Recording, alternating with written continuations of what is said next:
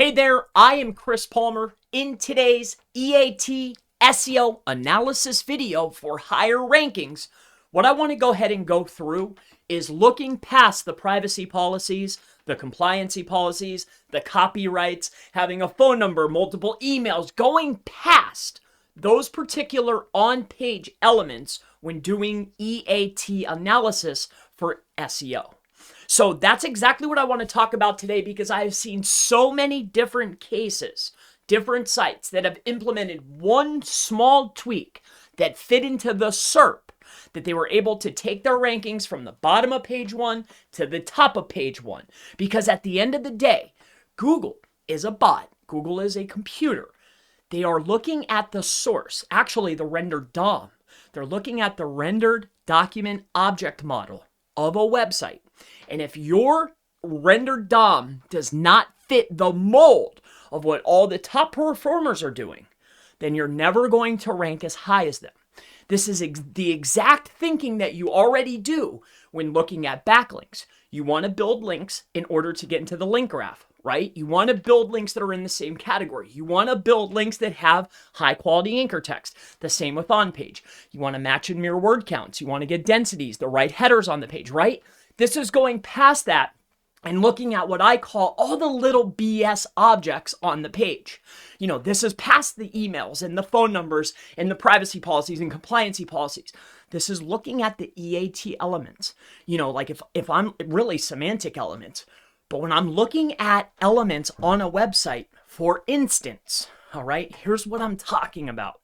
And I've seen so much, one small tweak, the tiniest tweak can make all of the difference. Implement these small tips that I'm going to give you, and I guarantee you in 60 days, you will see a ranking increase.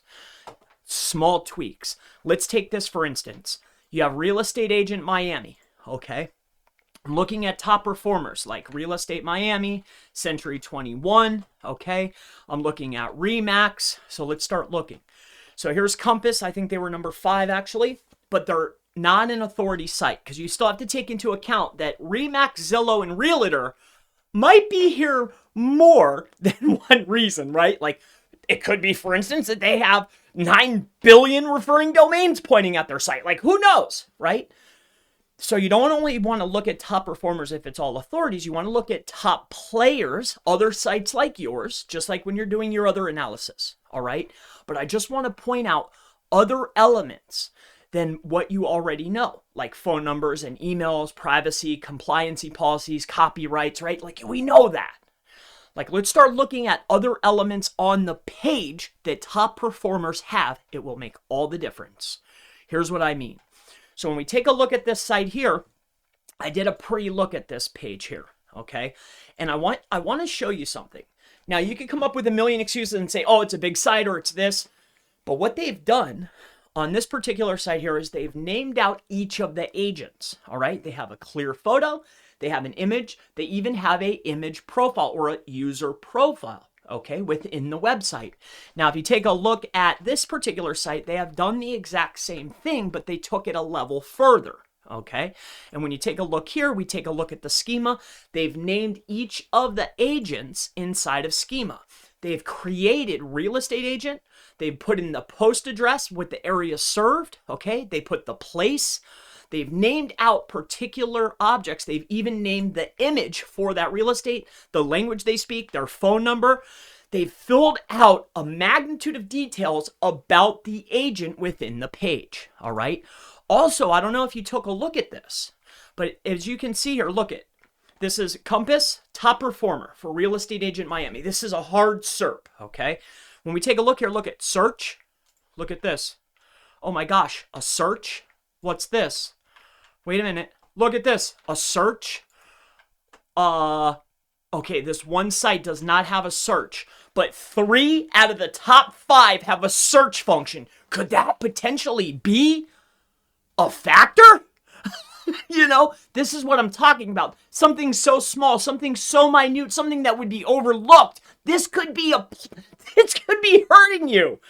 I promise you, you need to look at these elements. Let's keep going here. All right. So as we start looking down the page here, All right, let's get down in here. So we have a clear signal of social media. All the social medias. All right, this one does not have social media, but this is the top performer that's a non-authority site. All right, all the social medias. Okay, social media. Outbound external links going to social media. Could that be a factor? Okay, so let's keep looking. All right, so when we come into here, mobile app, so they have a mobile app. So that means there's a link back with a mobile app, and an authority site might have a mobile app. Do these other sites have a mobile app? I wonder. Okay, let's take a look here. I don't know, but this one's powered by this. This one does not, but maybe they do. I don't know. That might be something to look into. Let's keep going. We can see here that they are making all... Look at this. So Compass is an e-verify employer, so that might be a piece of it. There's a responsible disclosure, so that could be one type of disclosure. Privacy policy, terms of service, we already know about that, but there could be other elements, other policies that authority sites are using. If you don't have it, get it on the page. Search function, if you're in this space and you don't have it, get it on the page. Right? They start breaking down other links. They have a newsroom. Okay, so there's a blog and a newsroom, so that could be a piece. They have an HTML sitemap and a XML sitemap, all right? When we take a look at the source, we come in here, we come into schema, so they're naming the organization, okay? They're also naming out their same as's, so they're only using the most authoritative services. They have a contact point, they're using contact point. When I come inside of here, we do a right click. We'll take a look at the source code, Control F, schema. All right. So again, look at, they're naming the real estate agent and they're putting all of that information in there. These small, minute details could be the difference between being number 11 and being on the first page. This could be the difference, right? If you have all the other aspects in place. The only reason for this video is to point out all of the little tiny details. If you're seeing it across top performing websites, get it on your site. I urge you, get it on your site. If they're using particular schemas, if they're making author profiles, if they're using author schema, if they have videos, if they're using GIFs on their website, if they have a search function, right? Any tiny little element that top performers have and you don't, get it inside of your page. When you want to double check, what I utilize is a tool. Okay, I'll share this with you. There's a tool on here. It might be on it's on my other computer. But here, I'll show you which one I used. So, see rendered DOM. Okay. All right. Also, Browsio has a function, see what Google sees. To see what Google sees is seeing the rendered DOM. So, rendering elements, rendered DOM Chrome extension, okay? View rendered source, DOM analyzer. So this is the one, there's a V in the look. Yep, this is the one that I use. Oh, it says it is on my machine. Huh, I don't see it. It must be one of those shared ones. But with that being said, it doesn't matter. All I want to point out is you can look at the differences, right, between the regular source and the rendered DOM.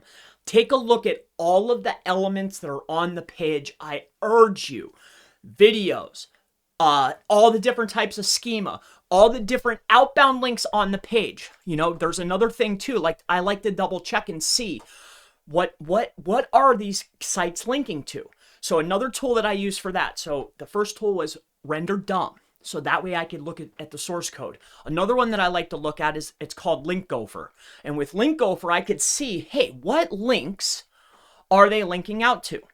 So then I could get a general idea of, well, what outbound links do they have? What pages are they linking to internally, right? And this is important because if they're internally linking, that means that they're showing importance to Google to that page, right? So if I have a home page and I'm linking to a particular page, that must be really important, right? Especially if there's a lot of links pointing there. So I always like to take a look, like what are they, they have neighborhood guides. They have a newsroom. They're talking about the executives for the company. Like all of these pieces matter. I cannot stress this enough to you. My name is Chris Palmer. Look at everything. I promise you it will make a world of difference in your SEO campaigns. If you have any questions, ask in the section below, and I always look forward to seeing you in the next EAT SEO video. Have a blessed day. Check out services.chrispalmermarketing.com for all of your SEO needs. Check out the SEOmastermind.org. Give me a shout. Ask your questions below. Blessings. I'll see you in the next. Bye-bye.